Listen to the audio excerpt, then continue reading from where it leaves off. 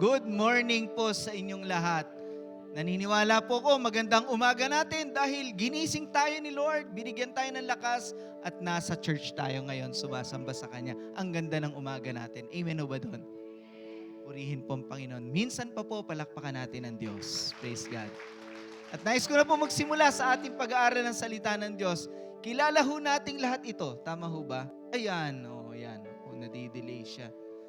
Si Ice. Pag sinabi pong Ice sa Sigera, saan ho siya kilala? Saan ho siya kilala? Ano maalala nyo sa kanya? Iba-iba, no? Pero dito ko siya naaalala. Pagdating ng panahon. Diyan ko siya maaalala eh. Pagdating ng panahon. Diyan siya sumikat ng gusto, no? Nung malaki na siya. Pagdating ng panahon. At kung alam niyo po yung lyrics ng pagdating ng panahon, baka yan po yung inyong kinakanta-kanta. Ano kasunod ho niyan? Ano kasunod? Hindi niyo alam? Ha? Baka ikaw rin at ako. Yeah. Baka kayo rin pala. Who knows? Napakalaking tanong. Who knows? Kayo rin pala. Diba? Napakalaking tanong, pagdating ng panahon, kayo rin naman pala. Sinong nag-aakala? Sinong makakaisip? Who knows? At nung bata pa po si Aiza Sigera, nung bata pa siya, nakilala rin siya sa kanyang pagtatanong. Mausisa tong batang to eh. Pag nagtatanong siya, matatawa ka. Pag tinanong mo siya, sumagot siya, matatawa ka talaga. Nakilala siya, lagi siyang may I have a question. Lagi siya may ganun. I have a question. Pag tumanong siya, matatawa ka. Pag sumagot, matatawa ka talaga. Alam niyo po, ang mga bata, mahilig ho magtanong. Tama ho ba? Mahilig ho magtanong ang bata. Pag nagtanong ang bata, natutuwa ba kayo? Nakakatuwa pag bata nagtanong. Tama po ba? Nakakatuwa ang bata magtanong eh. Naalala ko po, bakit po ang bata nakakatuwa pag nagtanong sila? Bakit? Kasi, walang mali siya. Inosente sila eh. Inosente po ang mga bata. They are innocent. Naalala ko po, ako po ay mayroong apo sa pamangkin meron ako. Nagsisimbayan dito, nasa Sunday school paghapon. Minsan magbi-video call, minsan nando kami sa bahay nila. Willing-willing ako doon sa aking apo sa pamangkin. At minsan, nagbi-video call kami, tatanungin niya ako, Lolo Edwin, are you wearing diaper? pag matanda nagtanong sa akin yan, maaasar ako eh. Lolo Edwin, are you wearing diaper? Oh yes, I'm wearing one. Sasakay mo lang, nosebleed ka pa kasi mga bata ngayon, English speaking na. Gugulat kayo. English speaking na mga bata ngayon. Sila yung mga inosente, kaya nakakatuwa. Pero pag ang nagtanong sa'yo, may edad na. Pag tinanong ka, minsan sa tanong, nagkakagulo. Hindi nakakatuwa. Nagkakagulo. Bakit? It's not because of their innocence, it's because there is an insinuation. May insinuation. Yung insinuation, yung para bang may masama kang ginawa o para bang may something bad has happened. Halimbawa, o saan ka na naman ang galing? Tanong yun ha. Saan na naman ang galing at ginabi ka? Para ka may ginawang masama no? Di ha? Sino na naman ang nakialam ng kwarto ko? Ikaw lang pala. Nawawala yung gamit ko rito. Sino nakialam sa gamit ko? Hindi naman pala pinakialaman. Nag-i-insinuate ka lang. Ikaw lang pala naka-misplace. Nangyari na ba yon? Tanong sa'yo, pero parang yung tanong meron ng dating. Kaya minsan yung tanong na parang meron ng dating, nagkakagulo. Kaya sana po kung magtatanong tayo as adults, yung walang dating. Minsan may dating yung tanong natin, may insinuation. Kaya nagkakagulo eh. At tanong ko sa inyo, bakit ba, sorry po, bakit po nagtatanong, ang tao, bakit po nagtatanong? Because of curiosity. Because of curiosity. Ang tao po ay magtatanong dahil curious siya. Yeah. Alam niyo po sa mga patimpalak ng pa-contest ng beauty pageant, meron di ba sa dulo niyan mga question and answer. Bakit po sinali yung, beauty pageant yan eh. Bakit sinali yung question and answer? Kasi yung judges are curious, kung hindi lang siya maganda, matalino rin siya. Di ba? Minsan, ganon, yung sagot na tama, yun pa ang nagpapanalo. Yun pa yung nagpapanalo sa beauty pageant. Natatalo niya yung iba dahil yung sagot niya ang ganda. Bukod sa maganda na siya, maganda yung sagot niya. Sa tanong. Curious.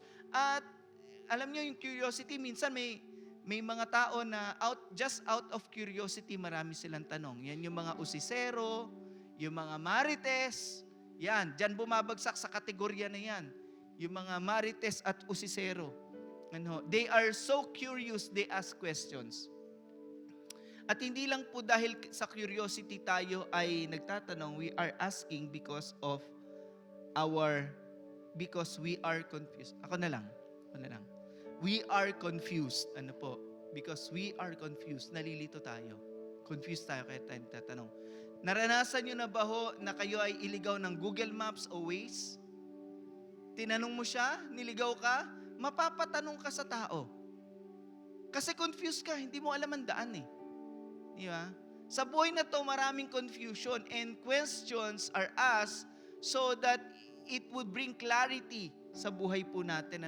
Confused. Pag tayo po maraming pagsubok, confused po tayo eh. Napapatanong tayo. Yung mga panahon na marami tayong pagsubok, pinagdadaanan, napapatanong tayo sa Diyos, Lord, bakit? Nagsaserve naman ako sa iyo eh. Lord, bakit mo inalaw na mangyari sa buhay ko to? We are so confused in that moment that we ask why.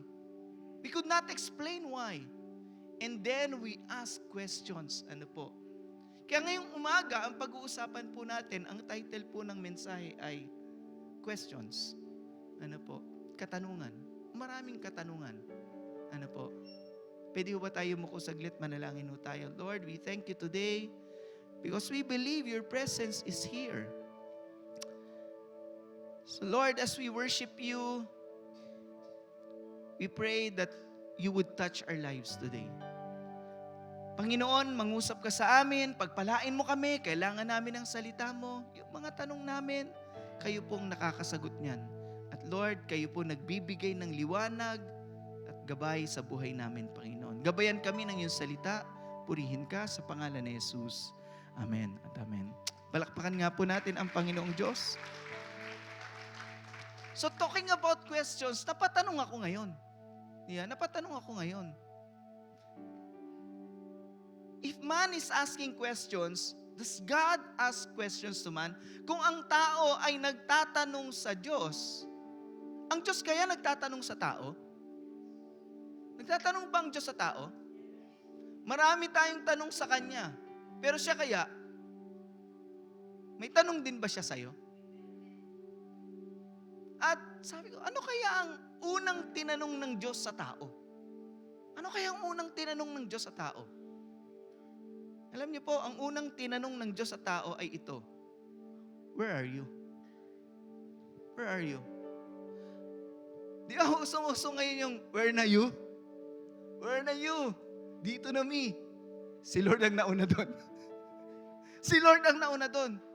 Where are you? That is the first question God asked man. Yan ang unang itinanong ng Diyos sa tao. Tingnan niyo po sabi sa Genesis 3:8-11.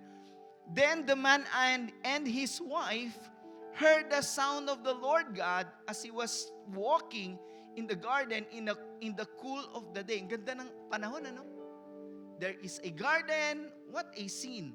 The atmosphere, the weather is great. It's a cool day. But they hid from the Lord God among the trees of the garden. Instead na magpakita sila sa Lord, nagtago sila. Si Adam and Eve. But the Lord called to the man. Unang tanong ni Lord, where are you? Where are you? He answered, I heard you in the garden and I was afraid because I was naked, so I hid.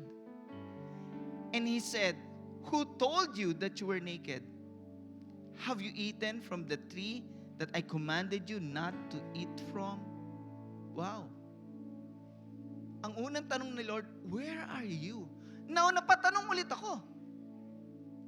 Kung ang Diyos ay all-knowing, why is He asking this question?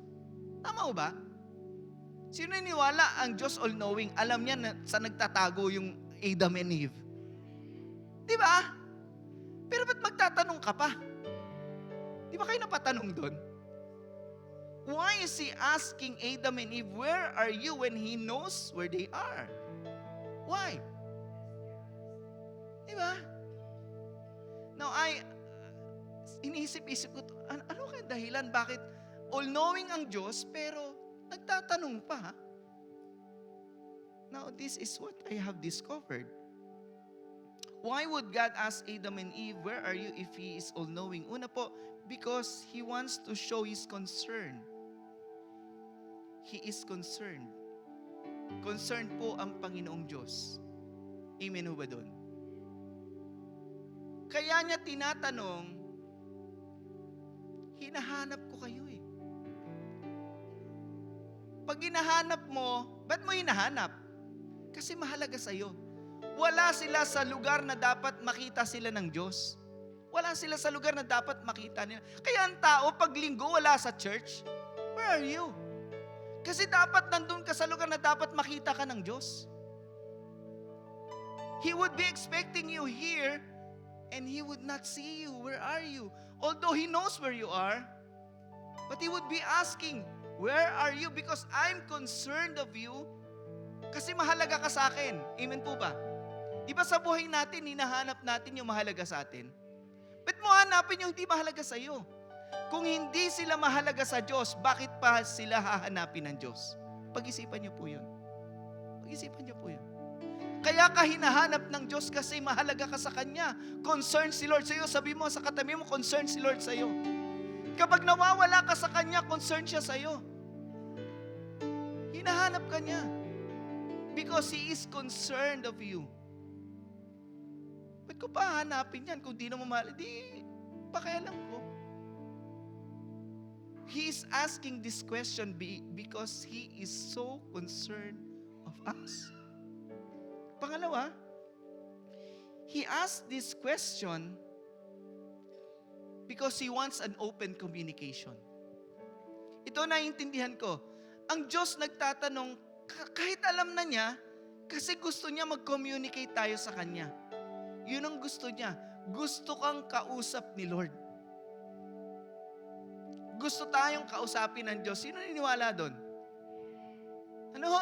God is desiring an open communication from us.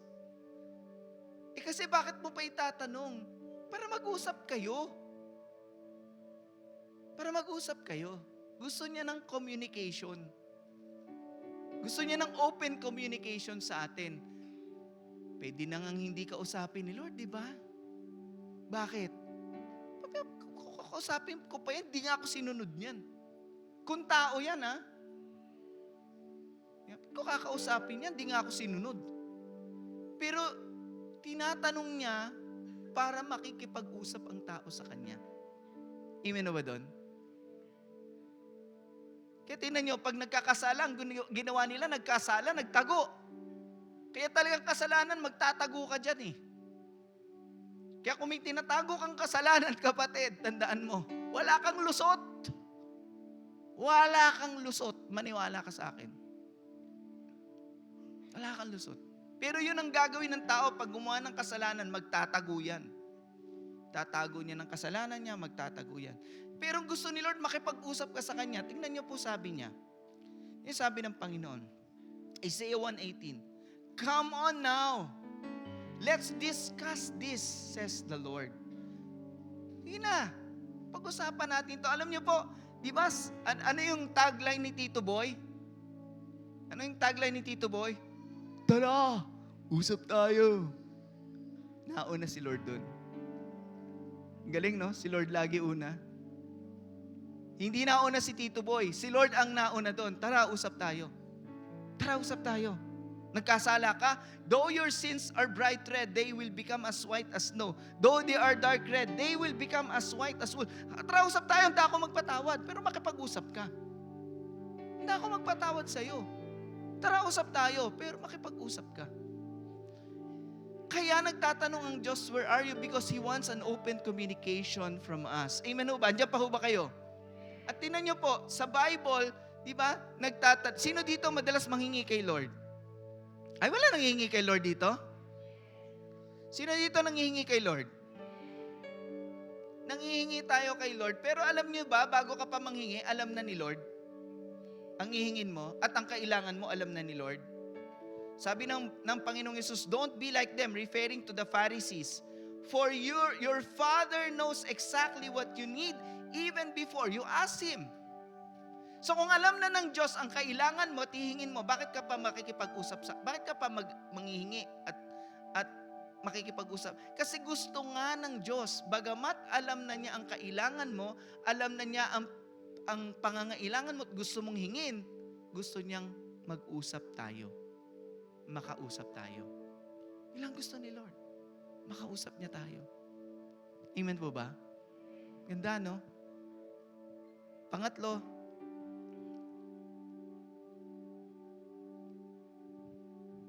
nagtatanong ang Lord, where are you? Kasi gusto niyang ipakita ang karakter niya. Sino siya? Sino ang Diyos? Wow. Madalas, ang isip ng tao, ang Diyos ay ganito. Pag nagkamali ako, lagot ako kay Lord. Pag nagkamali ako, nagkasala ako, parusa, punishment.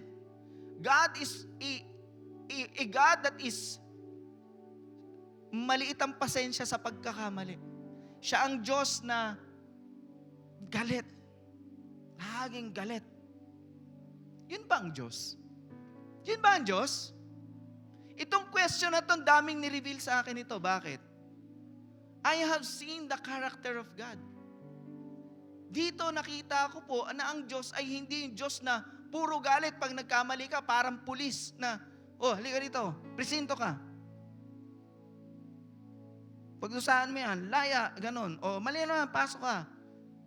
Parang ang Diyos naghahanap lagi ng mali sa atin. Hindi po, pinakita dito ang karakter ng Diyos. Nung nagkasala po si Adan at si Eva, nakita nilang wala silang saplot. Anong ginawa nila? Nagtahi sila ng damit gawa sa mga dahon, sa mga nandoon. Tinakpan nila yung kanilang private parts. Pero nung sila po ay paalisin na sa Garden of Eden, alam niyo ang ginawa ng Diyos? The Lord God made garments from animal skins for Adam and his wife, and Diyos pang gumawa. Hindi ba ang bait ng Diyos? Hindi ba ang bait ng Diyos? Siya pa ang gumawa ng damit para sa kanila at binihisan sila ng Diyos. Yun yung character ni Lord. He is really a good God. Amen po ba? Kaya lang, good God si Lord. Ang ganda, mabait si Lord. Pero bakit pinalayas pa rin sila? Kasi may punishment, kasi may consequence. Let me use the word consequence. Ano po? May consequence eh. Ito po yung, narinig nyo na po ba yung kasabihan sa Amerika, sa ibang bansa na, curiosity killed the cat. This is one case of curiosity killed the cat. Yung curiosity ni Eve killed her, and Adam's curiosity killed him. Napapatanong siguro si Eva, masarap nga kaya yung bunga na ipinagbabawal? Curiosity. Ando ng serpent, paano yan? Diba? Pambihira yan. It killed her. Minsan curious ang tao, kapahamakan pala niya yun. Sarap kaya ang alak? Masarap kaya ang droga? Sarap kayang magkaroon ng chicks? Napapahamak, pambihira. Curiosity killed the cat. Ano bang ibig sabihin nun? It's an expression used to discourage overstepping boundaries. Ito po ay ginagamit na expression para sabihin sa atin, huwag kang lalampas sa hangganan mo. Kasi ikapapahamak mo yan. Diba? Yun ang nangyari. Kaya hindi po natin pwedeng sabihin na ang Diyos masama. Hindi, ang tao nagpakasama eh. At yun po ang naging bunga ng kasamaan ng tao. Hindi po nakinig ang tao sa Diyos. Bagamat ganon, ang Diyos, hinanap pa rin niya ang tao. Di ba? Kulang pa, pinadala niya pa ang Panginoon para hanapin lang tayo. Where are you? He came to seek and save that which was lost. Kasi mahalaga tayo sa Diyos. Amen o ba doon? Where are you? Tinatanong ng Diyos, where are you? He is looking for you. He's looking for you. Ang tao ho kaya, anong unang tinanong? Napatanong din ako eh. O, alam ko na yung unang tinanong ni Lord. Alam ko na kung bakit. Ano naman unang tinanong ng tao sa Diyos? Ano kaya? Laan nyo.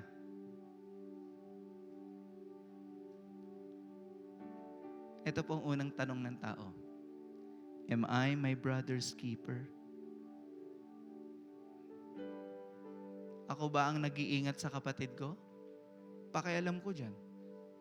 Ano po? This came from Cain. Ano po? Now Cain said to his brother, ito pong storya ng magkapatid, sabi po dyan, now Cain said to his brother Abel, let's go out to the field. Mira, parang ititreat ako nito.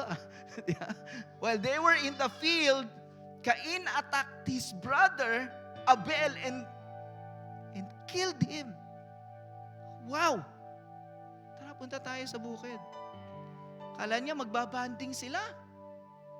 Pambira, papatayin pala siya. Sino pumatay? Sarili niyang kapatid. Wow, saklap ng storya. At nung naghahanap ulit ang Panginoon, tingnan niyo po, then the Lord said to Cain, where is your brother Abel? Di ba alam na ni Lord? Gusto lang niya alamin ang isa, sagot gusto lang niyang lumabas sa bibig ni Cain, sorry. Di ko alam. Sinungaling pa eh. Yeah. Sinungaling. He replied. At sinundan pa niya, bukod sa kasinungalingan, sumagot pa siya ng pabalang. Am I my brother's keeper? Kailan ko dyan? Ako ba nag-iingat dyan? Yeah. Pambihira. Ang sama ng ugali nito. Yeah. Unang tanong ng tao sa Diyos, ako bang keeper ng kapatid ko? Ako bang dapat managot sa kung saan ang kapatid ko nando doon? Wow. It's sad when brothers and sisters hurt each other. Ulitin ko po. Napakalungkot kapag ang magkapatid nagsasakitan. It's so sad. It's so painful when brothers and sisters hurt each other. Yeah. Sakit no? Sarili niyang kapatid, pinatay niya. Pastor, di ko naman pinapatay yung kapatid. Pero patay yung relasyon nyo. Kasi magkaaway kayo. Di ba? Tatanungin ko lang ko kayo. Sino dito taas nga akong kamay na may kapatid? Praise the Lord, may kapatid ka. Praise the Lord. So how would you describe your relationship with your siblings? Paano mo i-describe? Bibigyan ko kayo ng choices. Kayo ba ng kapatid mo ay close? Wow, ang bihira. Hindi. Or you're not so close. Kapatid ko siya pero hindi kami close. Or super close kami, pastor. Super close kami, pastor. Hindi lang kami close, very close. O baka nandito ka sa letter D. My door is closed. Sarado na ang pinto ko sa kanya. Saan ka dyan? Saan ka dyan? Tandaan mo, may kapatid ka. May kapatid ka. Yeah. Tanong ko sa inyo, puro tanong to eh. Magiging ayos kaya ang relasyon mo sa Diyos kung hindi maayos ang relasyon mo sa iyong kapatid? Sige nga, tatanungin kita. Magiging maayos ba ang relasyon mo sa Diyos kung hindi maayos ang relasyon mo sa kapatid mo? Kung ang kapatid mo na nakikita mo, hindi mo kayang mahalin, patawarin, makipag-ayos, gusto mo sa Diyos. Nga. Sige nga. Anyway, hindi ko makita ang Diyos eh. Hindi, okay lang. Yun nga ang problema natin eh. Yun ang problema natin eh. Yeah.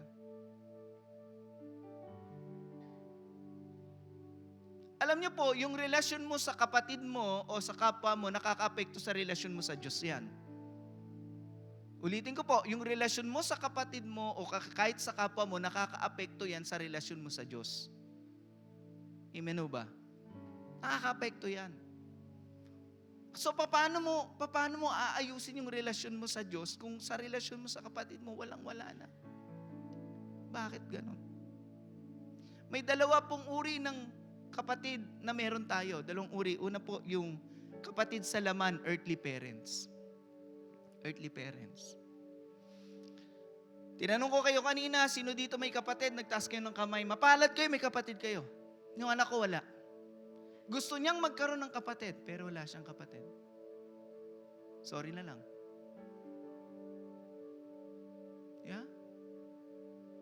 Nakakaingit ka pa nga, may kapatid kayo. Tapos ang nangyayari sa inyo magkakapatid, nag-aaway kayo?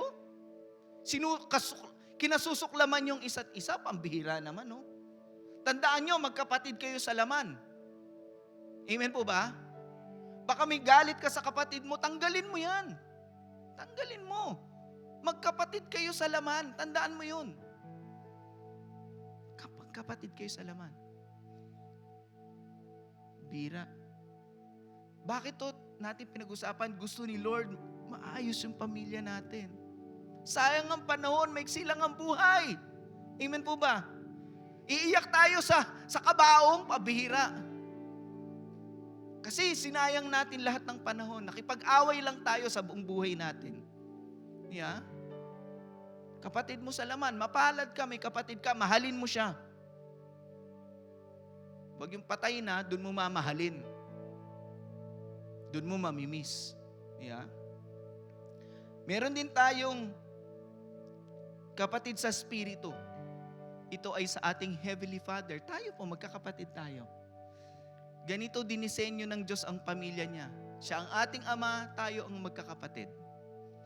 Kaya dapat sa simbahan, nagmamahalan ho tayo. Amen ho ba? Hindi tayo at alam niyo po, sa totoo lang, hindi naman maiiwasang nagkakasakitan. Sa pamilya man, sa simbahan man, pero dapat nagmamahalan pa rin, nagpapatawaran pa rin. Amen ho ba? Kasi magkakapatid tayo.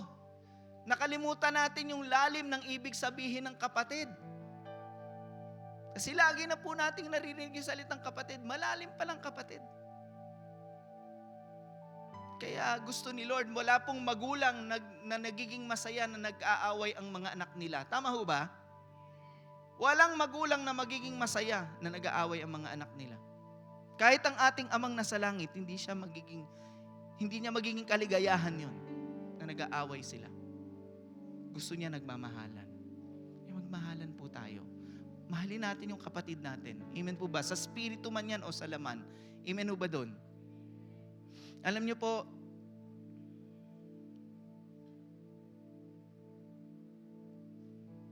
meron po tinatawag na sibling rivalry.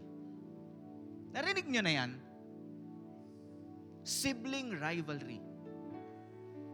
And alam niyo po yung mga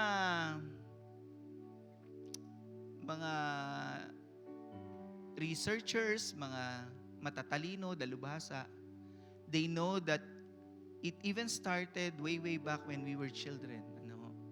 And somehow even some adults would carry that rivalry in their hearts. May ganon. Bago pa na-discover, pakinggan niyo ako, bago pa na-discover ito ng mga matatalino at mga researchers, sinabi na to sa Bible. Nangyari na to sa Bible. Ang galing talaga ng Bible. Alam niyo po, bakit po? The book of Genesis tells us the story of brothers who fail to love each other. Ang aklat po ng Genesis ang nagkukwento ng magkakapatid na nabigong magmahalan. Nabigo. Paano po? Si Cain, pinatay niya si Abel. Si Jacob, niloko niya si Esau para mapasa kanya yung blessing ng kanilang ama. Si Joseph, binenta ng mga kapatid. Hindi ba magkakapatid yan? Pero yun yung totoo eh. Pero sasabihin ko po sa inyo at pakinggan niyo po ito. Pakinggan niyo po ito.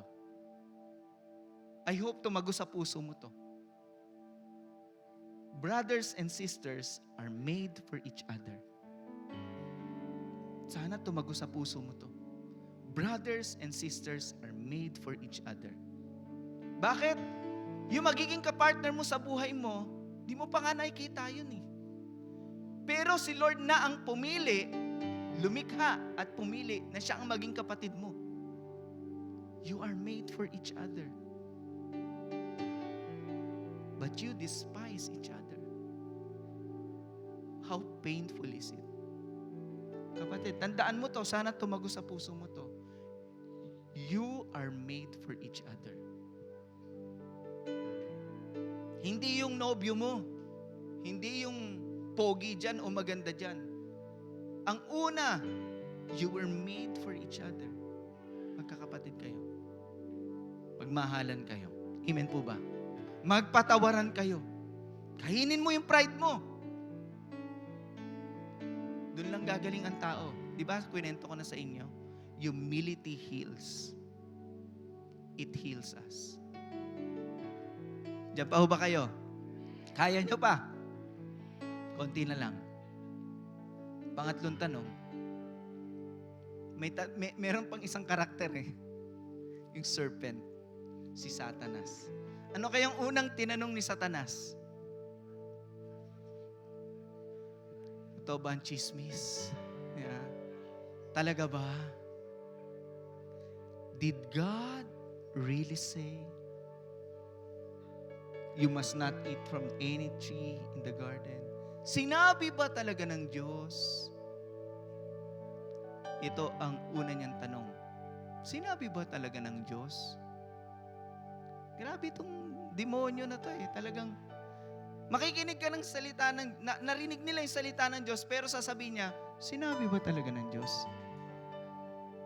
Guguluhin ka niya eh. Ganito nagsisimulang manggulo ang demonyo sa buhay natin. Talaga bang bawal yan? Sila nga ginagawa nila yun, nagli-live-in nga lang sila eh. Pwede ka rin. Di ba? Totoo. Kailangan mo pa bang mag-tithes? Naku. Bibigyan mo lahat kay Lord yan. Yeah. Wag na. Ganito manloko ang demonyo. Now the serpent was more crafty than any of the wild animals the Lord God had made. He said to the woman, did God really say you must not eat from any tree in the garden? And there starts the confusion. Ano po? Alam niyo po, the devil is in the mission to destroy relationships. Ito po ang target ng demonyo. Pakinggan niyo po ako, relationship. Nagmamahalan ng mag-asawa, gusto niyang sirain yan. Nagkakaroon ng pananampalataya ang tao sa Diyos, gusto niya sirain yan. Gagawin niya ang lahat. Putulin ang relasyon na yan. Ayoko ng relasyon. Yeah. Yung tamang relasyon pero dadaling ka niya sa maling relasyon, okay sa kanya yun. Okay sa kanya maling relasyon. Yung tamang relasyon, wawasakin niya yun. Wawasakin niya. Yan ang misyon niya. Wasakin ang tamang relasyon. Wawasakin niya yan. Para mapunta ka sa maling relasyon. Yan ang trabaho niya. Yan ang misyon niya sa buhay. Ano? Kaya siya, bubulong-bulong yan. Yeah? Bubulong yan.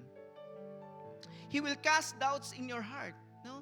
Magkakas siya ng doubt. Talaga ba sinabi ng Diyos? Talaga ba dapat maaga ka sa church? Diba? Marami siyang mga whisper sa atin. Mga careless whisper. Yeah. Marami siyang ganon. Bubulungan kanya ng kung ano-ano. Ano patawad? Pambihira, patawad ka. Siya nga, hindi marunong eh. Eh ano naman? Di ba maganda, ikaw ang nauna? Yeah. Marami siyang sasabihin. Marami kang maririnig na tama mula sa salita ng Diyos at lagi pong tama ang salita ng Diyos. Pero lagi niyang kukontrahin yun. Kukontrahin niya lagi ang salita ng Diyos. Kukontrahin niya.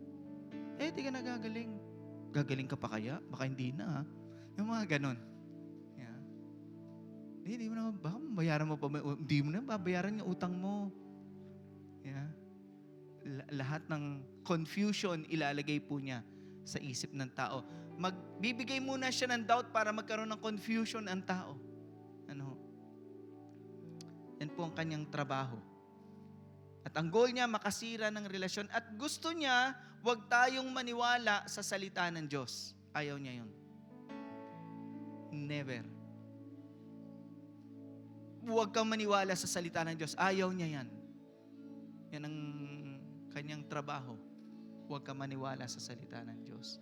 Para ang paniwalaan mo yung taliwas sa salita ng Diyos. Ganyan po ang demonyo. Bihira man loko, no? At alam na natin yung consequence, yung nangyari. Si Eve ay nalinlang at nagkasala sila mag-asawa at nagka-windang-windang na ang buhay ng tao. Do not let the devil confuse you. Kapatid, do not let the devil confuse you. Kailangan po maniwala tayo sa salita ng Diyos. Mahirap man yon, maniwala tayo dun. Imposible man yon, maniwala tayo dun. Amen o ba? Sige ba, palakpakan natin ang Panginoon. Huwag tayong magpapalito kay Satanas kasi once na nalito ka, mamamali ka. Lilituhin ka niya. Yung alam mo na yung tama, yung sinabi na, talaga ba sinabi na? O nga no, sinabi ba talaga ng Diyos? Pambihira. Ayan na. At alam na natin yung storya. Ano? Now, to end this sermon, may I ask you this question? Ako naman po magtatanong. Ano po? Are you in a wrong place? Are you at the wrong place doing the wrong things? Ikaw ba yung taong parang si Adan at si Eva nagtatago kasi nakagawa ng mali? Kapatid, God is looking for you. He is concerned of you. He wants to communicate with you. Kaya siya nagtatanong. And He wants to show you His character. That He is a forgiving God, a loving God. Amen po ba? Hindi siya Diyos ng poot. Diyos ng pag-ibig siya. Amen po ba? Is your relationship with your brother or sister not okay? Hindi ba okay ang relasyon mo sa kapatid mo? You are your brother's keeper. You are made for each other. You are made for each other. You are your brother's keeper.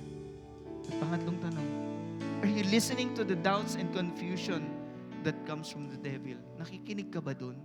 Huwag mong pakinggan yun, kapatid. Ang pakinggan mo lang ay salita ng Diyos. At pagtiwalaan mo at sundin ang salita ng Diyos, naniniwala ako, magtatagumpay ka, pagpapalain ka, at ang Diyos ay mapaparangalan sa buhay mo. Purihin ang Diyos. Tumayo po tayong lahat. Sambahin po natin ang Panginoon. Once again, can we lift those hands as we worship the name of Jesus? Can we sing it out?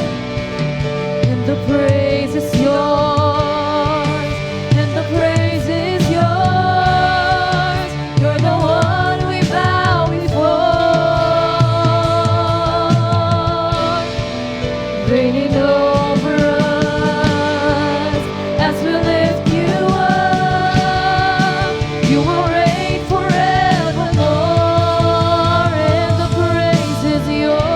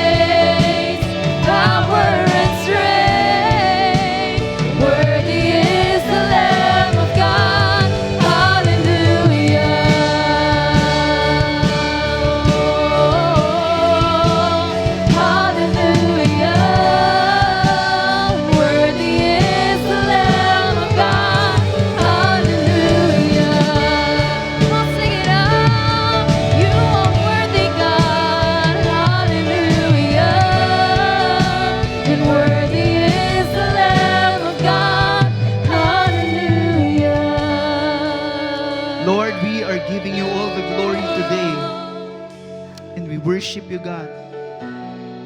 Panginoon, nawa ang mensahe ngayong umaga ay tumago sa puso namin, Panginoon. At Lord, wag mo nawang matagpuan ang puso namin magmamatigas sa inyo. Lord, we are humbling ourselves before you. Salamat at pinaintindi mo, nagtatanong ka kasi concerned ka sa amin, Lord. Kasi gusto mo kausapin kami, gusto mong mag-uusap tayo, Panginoon. Gusto mong ipahayag ang karakter mo, katangian mo na hindi ka Diyos ng puot, kundi Diyos ng pag-ibig, Panginoon. At Lord, pinaunawa mo rin sa amin yung umaga that we are our brother's keeper. Yung kapatid namin, Lord God, we are made for each other, Lord. So Lord, today I pray that our hearts would be able to forgive. Our hearts would be able to release and let go of that pain. So that love would, Lord, grow in our hearts, Lord.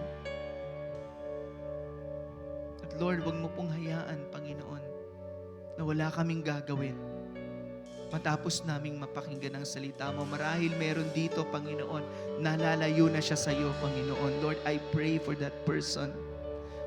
Hinahanap mo siya lagi kasi mahalaga siya sa iyo. Mahalaga ang buhay niya sa iyo, Lord. Ayaw mong mawala siya. Lord, I pray today, Lord, even for those na binubulungan lagi ng demonyo, ginugulo ng kaaway, Lord, hindi kami makikinig kay Satanas, sa iyo kami makikinig, Lord.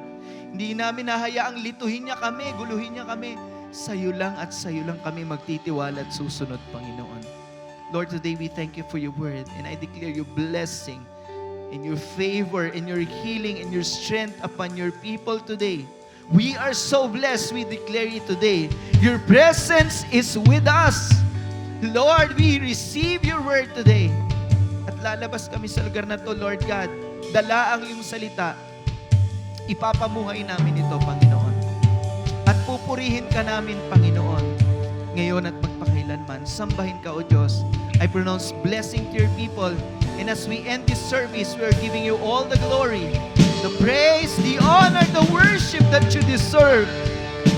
Sambahin ang ngalan mo, Panginoon, ngayon at magpakailanman. Sambahin ka sa ngalan ng Ama, ng Anak, at ng Diyos Espiritu Santo.